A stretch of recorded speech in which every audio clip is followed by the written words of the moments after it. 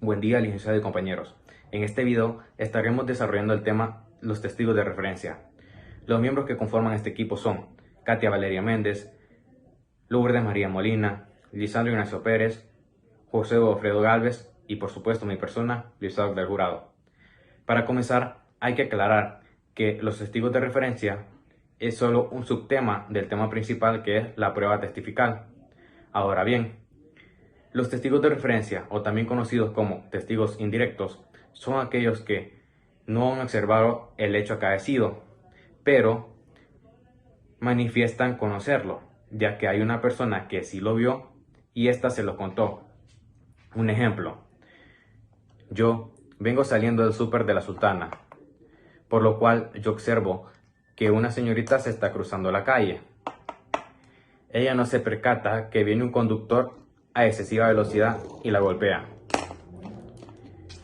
Yo la atiendo y en ese momento viene saliendo mi compañero Rodrigo de la universidad, en lo cual empieza a platicar conmigo de lo que he visto, a hacerme preguntas. Pero yo me tengo que ir, entonces me pasan recogiendo. Rodrigo se queda con la muchacha para ver si la pueden atender o llamar a una ambulancia. Dentro de un momento llega la policía y el señor agente empieza a conversar con Rodrigo, a querer saber cómo han sido los hechos, cómo pasó todo, ¿verdad? En este momento Rodrigo manifiesta que él no estuvo en el hecho, pero que una persona le contó y que él puede declarar de lo que ha él observado y de lo que ha escuchado. Entonces, en este momento, Rodrigo servirá como un testigo de referencia. El testigo de referencia en nuestra legislación está regulado a partir del artículo 220 del Código Procesal Penal. Este manifiesta que este tipo de testigo no será admisible, salvo en casos que sea de necesidad o de confiable. Hay que recalcar que el testigo se considera de referencia cuando éste realice o vaya a realizar manifestaciones o afirmaciones provenientes o originarias de otra persona, con la finalidad de aprobar la veracidad de estas afirmaciones. El artículo 221 menciona que será admisible la prueba testimonial de referencia en los casos siguientes.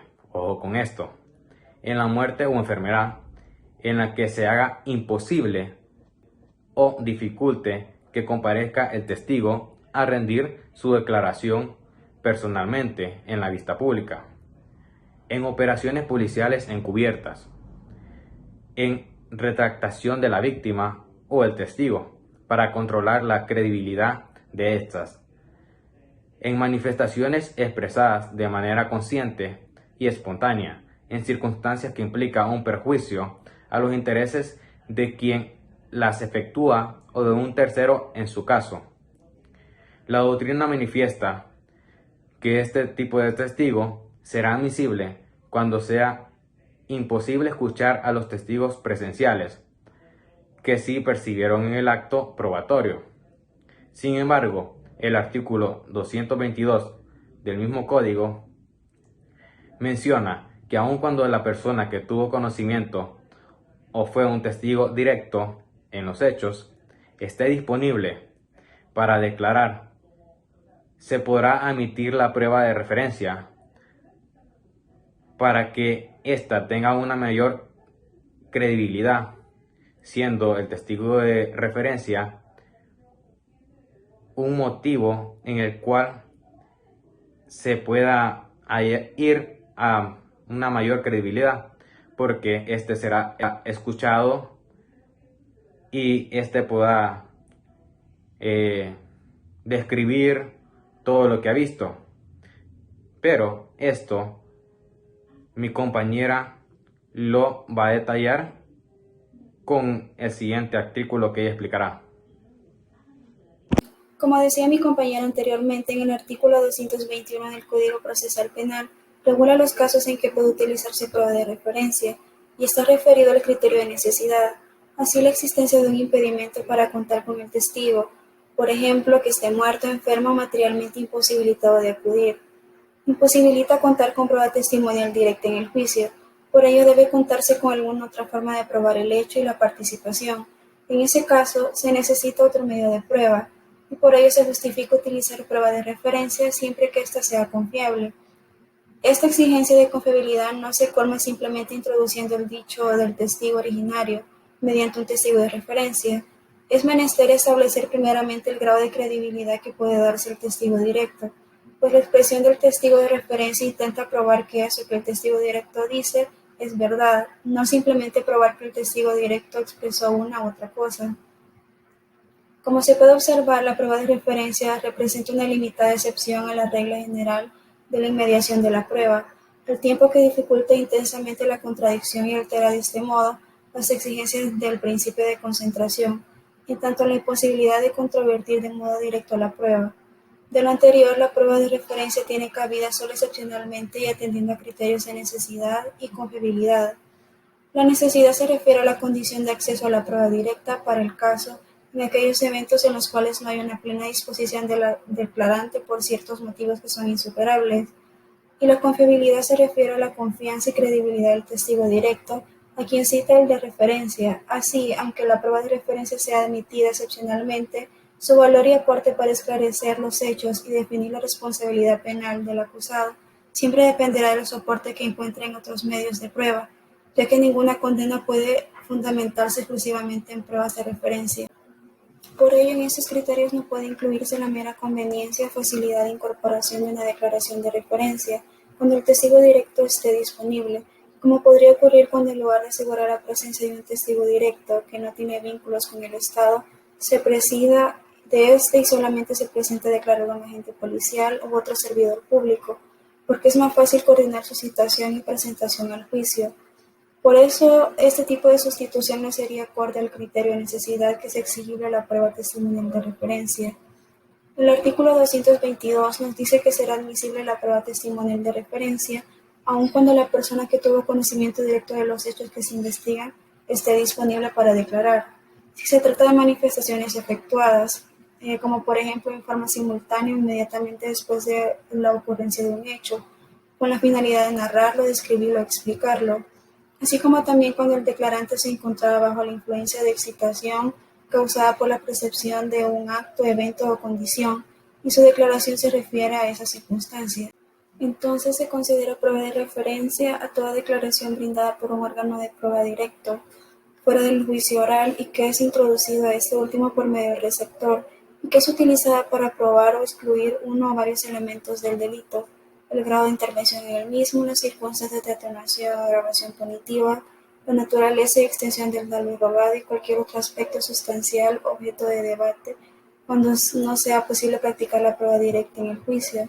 Sin embargo, es válida bajo criterios parámetros estrictamente normados. Así, la admisión de la prueba de referencia tiene carácter excepcional, ya que lo que se espera es que los procedimientos basados en la oralidad, es que todas las pruebas sean directas y recaudadas en el juicio oral, en virtud de los principios de inmediación y concentración de la prueba. El artículo 223 del Código Procesal habla de los requisitos para el ofrecimiento de testigos de referencia. Este artículo hace referencia al mecanismo de control que se tiene para aceptar este tipo de prueba que proviene de testigos de referencia. Otro punto importante es que los testigos de referencia para declarar lo hacen igual que los testigos mayores de edad, de acuerdo a las normas del Código Procesal Penal. Lo anterior lo encontramos en el artículo 209 del mismo código, que habla de las formas de declaración. El artículo 223 del Código Procesal tiene como principal finalidad evitar la sustitución generalizada de la presentación de la fuente de origen de la prueba a un medio filtrado, que destruiría la inmediación o cercanía del juez a la prueba con la que debe decidir.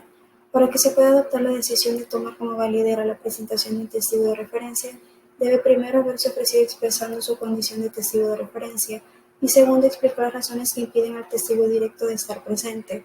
Las razones aceptables para que un testigo de referencia declare por otro que sí tuvo conocimiento directo de los hechos deben ser poderosas y encontrarse dentro de los supuestos legislados, puesto que una de las formas en que un imputado puede ejercer su defensa material es interrogar a los testigos y buscar evidenciar si declaran de manera interesada, falaz o simplemente en aprecio erróneamente lo que han presenciado. Eso se han de incluir en los razonamientos, ya sea circunstancias particulares al proceso específico, que permiten construir una inferencia inductiva de confianza en un testigo directo, cuya información se introducirá mediante testimonio de referencia, o construir esa misma credibilidad fundada en máximas de la experiencia que permitan aceptar en principio la credibilidad del dicho de una persona bajo ciertas circunstancias, como las manifestaciones a las que se refiere el artículo 222 del Código Procesal.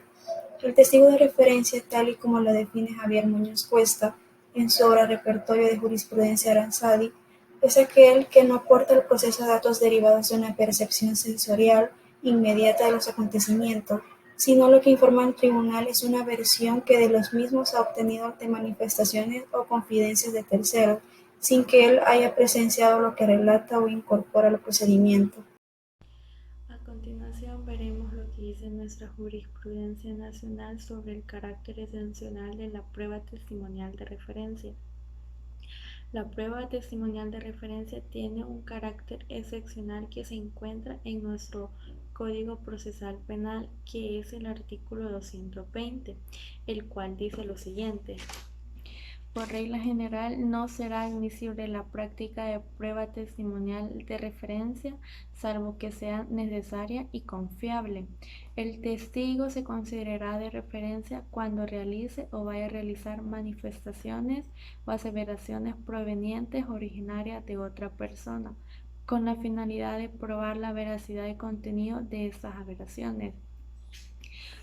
A continuación, y por todo lo anterior, se debe que esta es una prueba indirecta, por lo tanto se necesita cumplir con ciertos requisitos para llevarla a cabo, en los cuales están los siguientes. Número 1, que sea un caso necesario y justificado.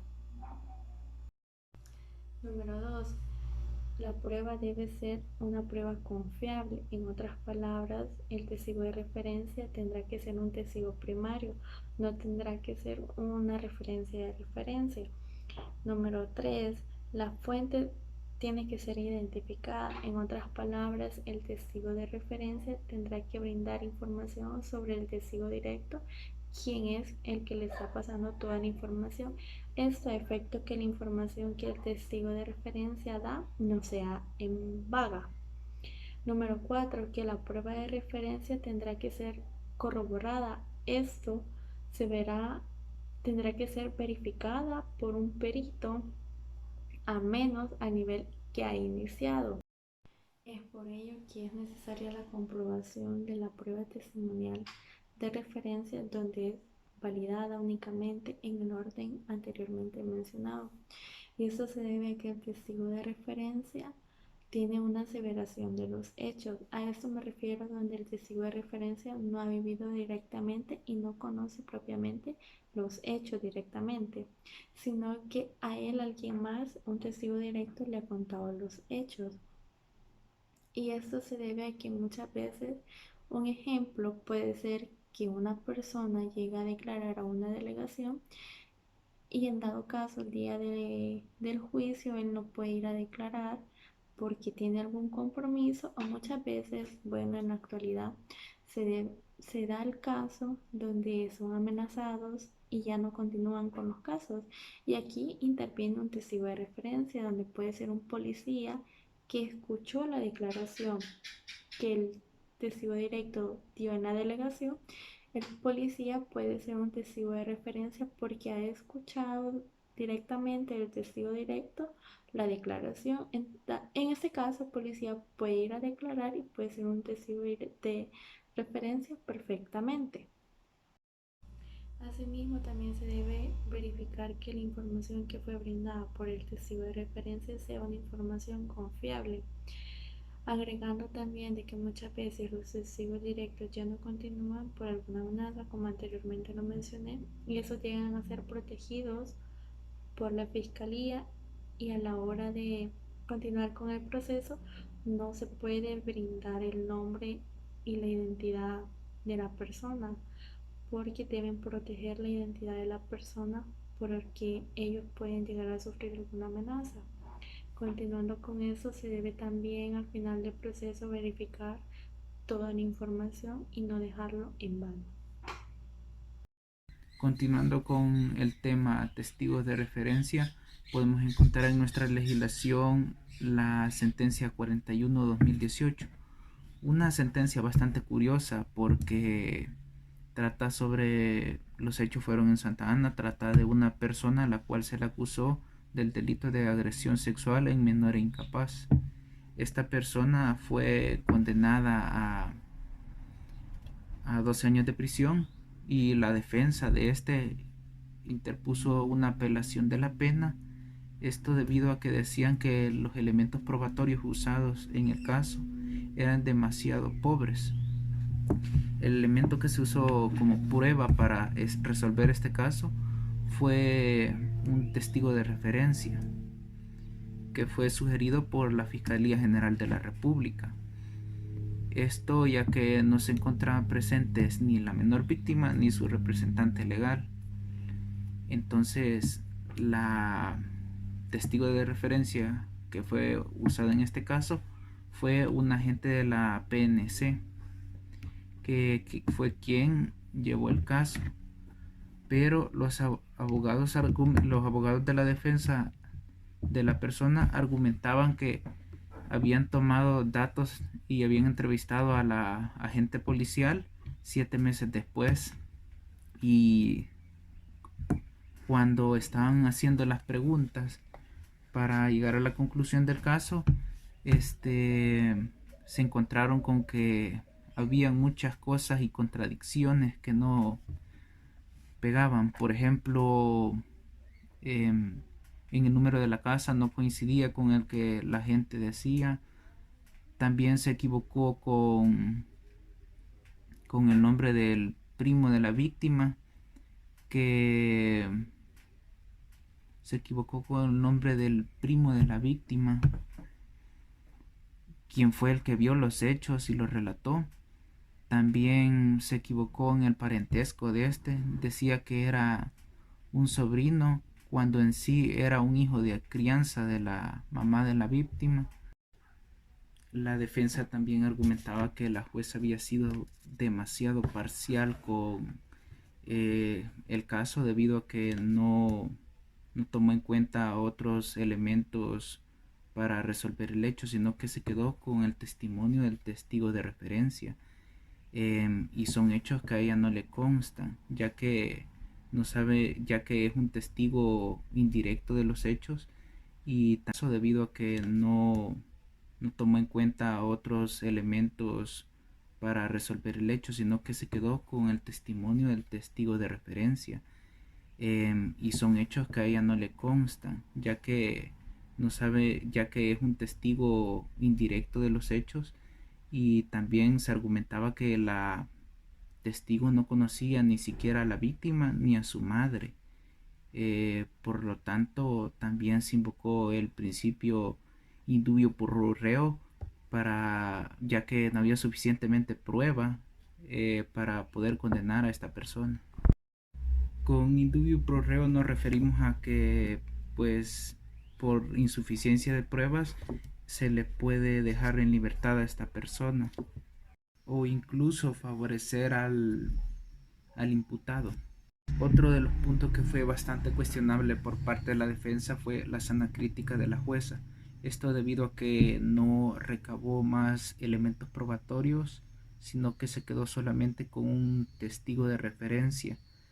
Y al momento de los abogados defensores querer interponer una apelación, a pesar de que estuvieran en tiempo y reglamentario para ponerlo, la jueza no admitía dichos procesos.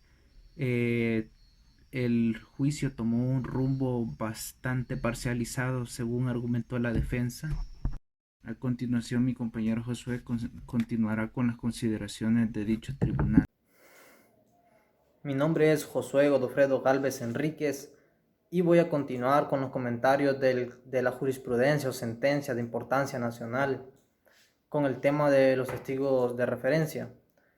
Bien, en la sentencia que estamos analizando, donde al imputado conocido como LARH, se le acusa por el delito de agresión sexual en menor e incapaz en la modalidad de delito continuado. Bien, las consideraciones que el Tribunal de Alzada hace respecto a los alegatos del defensor es que en el caso estudiado la audiencia pública fue iniciada a las 11:30 del día 30 de noviembre de 2017. Fue un año después de lo que anteriormente había dicho el defensor de la víctima, del imputado, en la cual la representante fiscal solicitó de manera incidental la suspensión de la misma ante la no comparecencia de la víctima ni de su representante legal, y que además se admitiera como prueba de referencia a la testigo AJP. Es bien interesante analizar este punto, porque dice que no comparecieron las víctimas, la niña y su representante legal, que en este caso es su madre. Entonces, al no presentarse ellas, decidieron tener a la agente AJP como testigo referenciado o de referencia, así como la entrevista tomada a la víctima y el acta de inspección de conformidad a lo dispuesto en el artículo 221, inciso primero del Código Procesal Penal, que daremos lectura a continuación.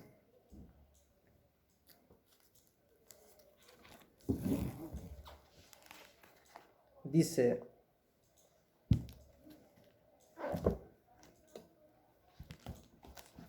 artículo 221. Admisión excepcional del testimonio de referencia.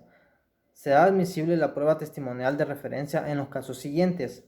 Inciso 1. Muerte, enfermedad grave u otra circunstancia que haga imposible o difícil que comparezca el testigo a rendir su declaración personalmente en la vista pública. Nos debemos quedar con esto, con las palabras finales de este inciso, que dice cuando no comparezca. Entonces, a lo que la sentencia decía, como no comparecieron las víctimas, se tomó como testigo de referencia a la agente AJP.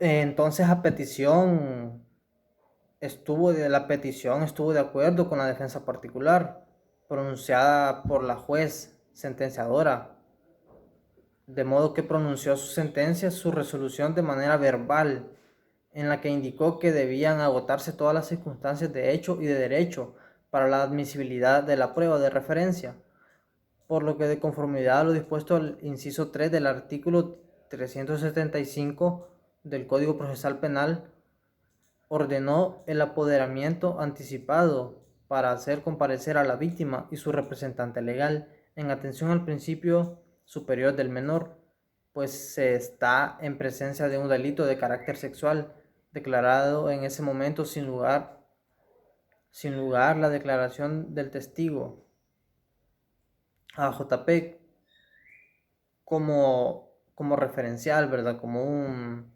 testigo referencial. Ordenado además dicha juzgadora agregar la fotocopia de la entrevista de la sede policial de la menor víctima. Bien, para entender esto vamos a leer el artículo 375, inciso ordinal 3.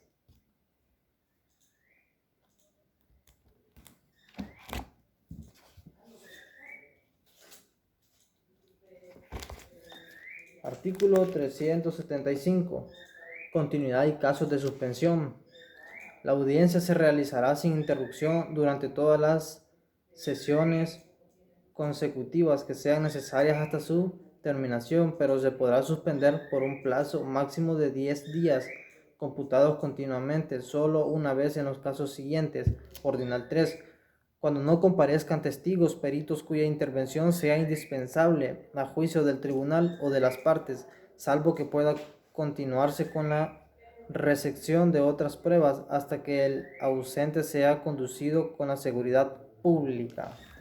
Lo que pedía el defensor del imputado era que no tuvo el debido proceso porque se esperó más del tiempo establecido. Y el motivo por el que no comparecieron no fue uno de los que el artículo 221 decía, ¿verdad? Que era por enfermarse, por otra cosa, sino que simplemente no los encontraron en la casa y ya decidieron optar por un testigo de referencia, que en este caso fue la oficial AJP.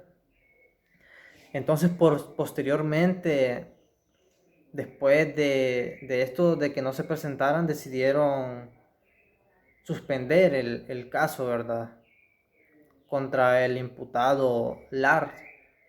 Y posteriormente, al reanudarse la vista pública y ante la imposibilidad de presentación de la menor víctima y de su representante legal por no haber sido posible su localización, la representación fiscal reiteró la solicitud en cuanto a que se le admitiera como prueba de referencia a la testigo AJP, por haber sido ella quien tomó la entrevista a la menor víctima, así como realizó la inspección en el lugar del hecho, volviéndose a poner la defensa particular a tal admisión. Como decía anteriormente, ¿verdad?, al no encontrarlas en el lugar de residencia donde habitaban la víctima y su madre o representante legal, la jueza optó por tomar como testigo de referencia a quien había entrevistado personalmente a la víctima. O sea que el testigo de referencia funciona, por ejemplo, yo entrevisto a la víctima directa del hecho, alguien que ha sido violada, por ejemplo, como el caso de esta niña. Entonces yo le pregunto sobre los hechos y ella no puede comparecer, entonces yo soy testigo de referencia y voy a comparecer los hechos que me contó.